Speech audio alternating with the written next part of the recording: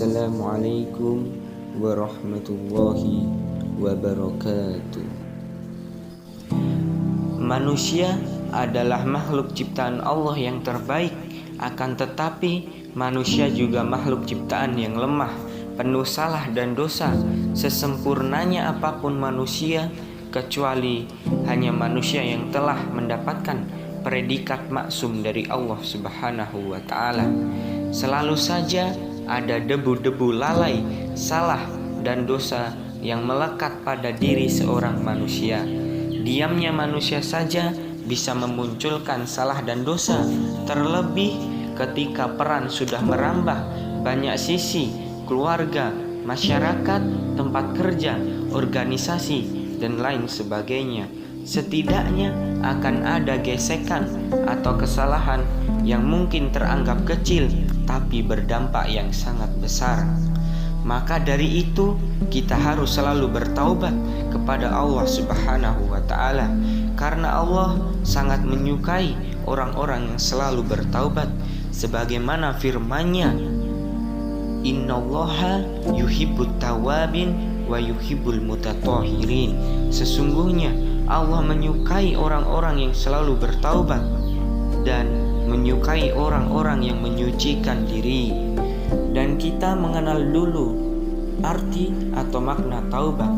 Taubat secara bahasa yang berarti kembali, dan yang dimaksud kembali adalah dia bertaubat dan dia kembali dari dosanya.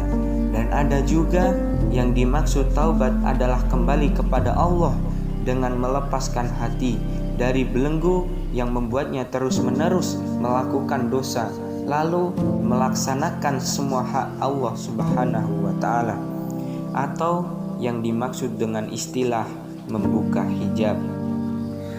Dan hakikat taubat yaitu perasaan hati yang menyesali perbuatan maksiat yang sudah terjadi, lalu mengarahkan hati kepada Allah Subhanahu wa ta'ala pada sisa usianya, serta menahan diri dari dosanya.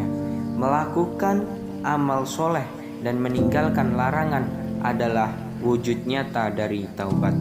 Taubat mencakup penyerahan dari seorang hamba kepada Rabb-Nya, yaitu inabah, kembali kepada Allah Subhanahu wa ta'ala, dan konsisten menjalankan ketaatan kepada Allah Subhanahu wa ta'ala.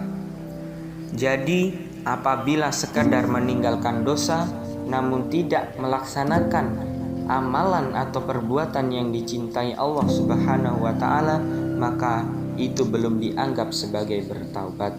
Seorang baru dianggap bertaubat jika ia kembali kepada Allah Subhanahu wa ta'ala dan melepaskan diri dari belenggu yang membuatnya terus-menerus melakukan dosa.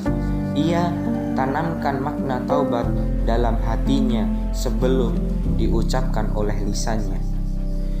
Dan ada juga penjelasan taubat yang dijelaskan oleh Imam Al-Ghazali dalam kitabnya Ihya Ulumuddin, yaitu taubat adalah sebuah makna yang terdiri dari 3 unsur, yaitu ilmu, hal, dan amal. Ilmu adalah unsur yang pertama, kemudian yang kedua adalah hal, dan yang ketiga adalah amal. Yang pertama mewajibkan yang kedua, yang kedua mewajibkan yang ketiga. Dan ada juga syarat-syarat taubat. Yang pertama adalah hendaknya taubat itu dilakukan dengan ikhlas. Artinya yang mendorong dia untuk bertaubat adalah kecintaannya kepada Allah Subhanahu wa ta'ala, pengagungannya terhadap Allah, harapannya untuk pahala disertai rasa takut akan tertimpa azabnya. Ia tidak menghendaki dunia sedikit pun, dan juga bukan karena ingin dekat dengan orang-orang tertentu. Yang kedua, menyesali serta merasa sedih atas dosanya yang pernah dilakukannya, sebagai bukti penyesalan yang sesungguhnya kepada Allah dan luluh di hadapannya, serta murka pada hawa nafsunya sendiri yang terus membujuknya untuk melakukan keburukan. Yang ketiga, segera berhenti dari perbuatan maksiat yang dia lakukan.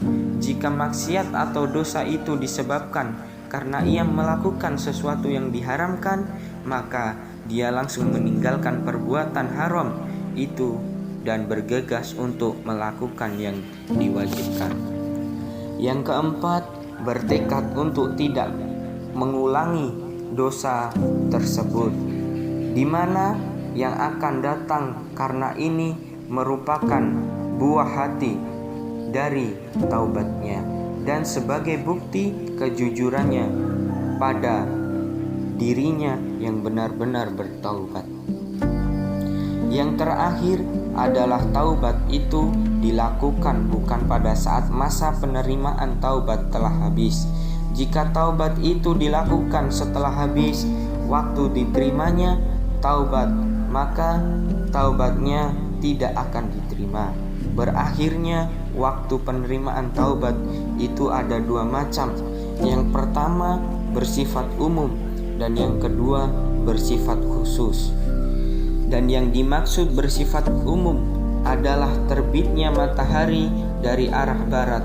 Jika matahari telah terbit dari arah barat, saat itu taubat sudah tidak bermanfaat lagi.